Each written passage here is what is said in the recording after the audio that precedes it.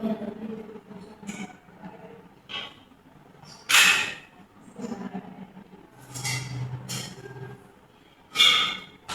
yang nulis video? Tadi ada. Dia saya belum tadi ya. Mungkin jatuh Bu. Mungkin di bawah.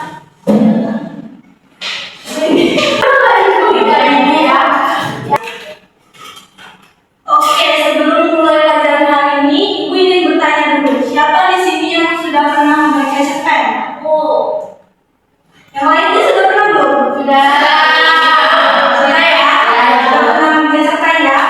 Jadi pelajaran hari ini kita akan membahas tentang struktur dan aspek kebahasaan cerpen. Sebelum memulai pelajaran, apa sih cerpen? Cerita pendek.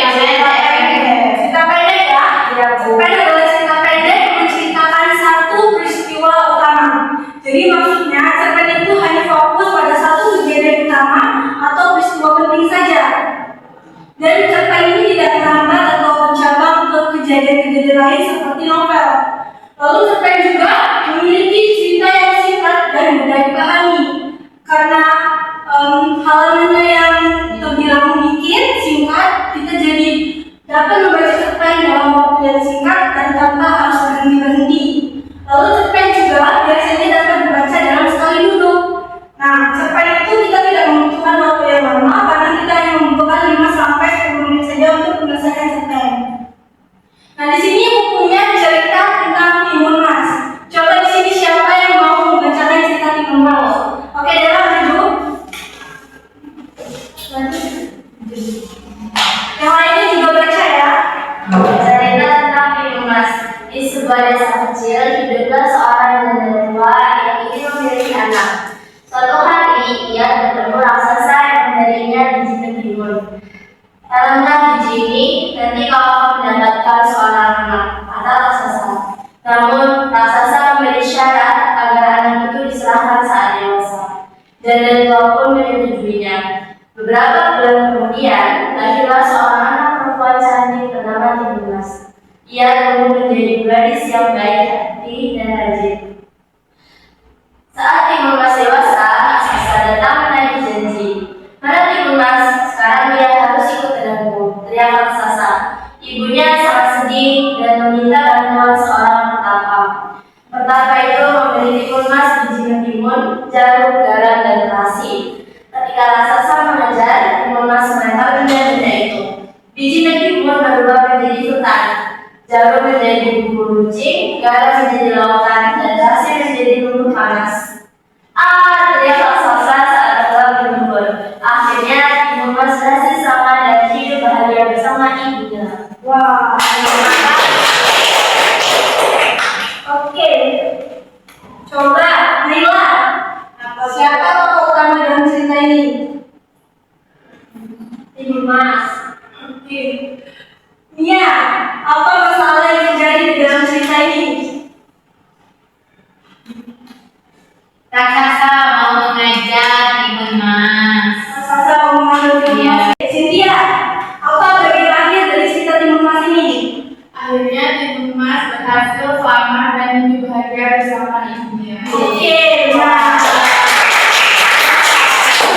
Sekarang kita masuk ke pelajarannya ya. Nah, cerpen itu memiliki struktur. Strukturnya ada orientasi, komplikasi, resolusi, dan koda. Yang dimaksud orientasi adalah bagian pengenalan cerita, di mana isinya itu tentang siapa tokoh utamanya, waktunya, dan terjadinya kapan. Lalu komplikasi adalah bagian munculnya masalah. Di bagian ini tokoh utama mulai mengalami masalah, entah dia bertengkar, bersedih, hilang, atau apapun yang menyebabkan masalah ya. Lalu yang ketiga itu adalah resolusi. Resolusi yang ini adalah bagian dari Penyelesaian masalah.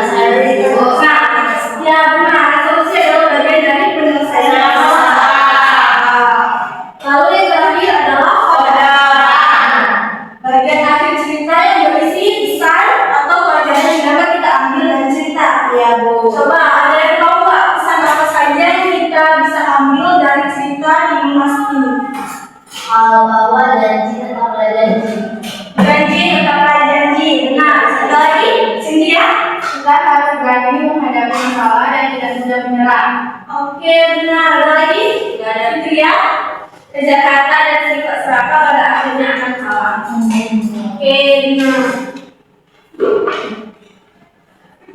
Sekarang kita masuk ke ciri-ciri cerpen. Ceritanya itu singkat dan memiliki satu konflik utama, tokohnya tidak terlalu banyak, bahasanya mudah dipahami, dan memiliki pesan moral. Sekarang kita masuk ke aspek kebangsaan cerpen. Cerpen memiliki kata sifat, kata kerja, dialog, majas atau gaya bahasa, kalimat langsung dan kalimat tidak langsung. Nah, kata sifat ini adalah kata yang dipakai untuk menjelaskan sifat atau suatu keadaan. Contohnya cantik, rajin, baik.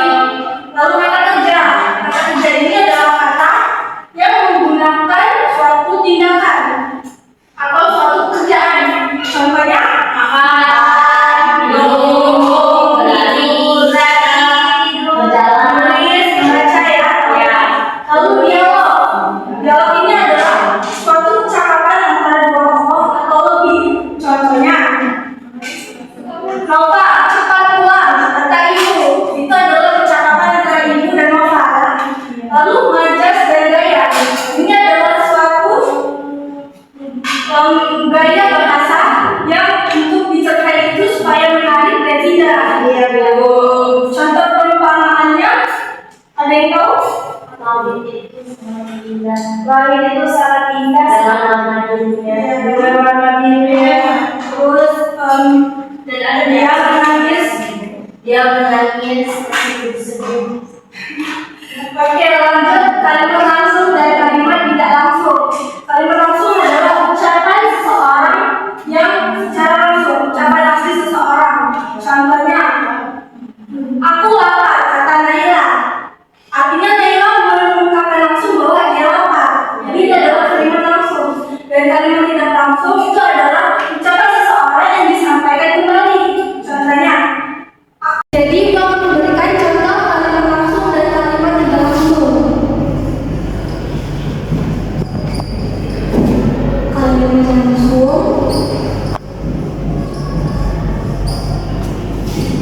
Contohnya, aku lapar, kata Naila. Jadi kalimat langsung itu memakai kata kunci di antara kalimat aku lapar. Ini adalah kalimat langsung. Sedangkan kalimat tidak langsung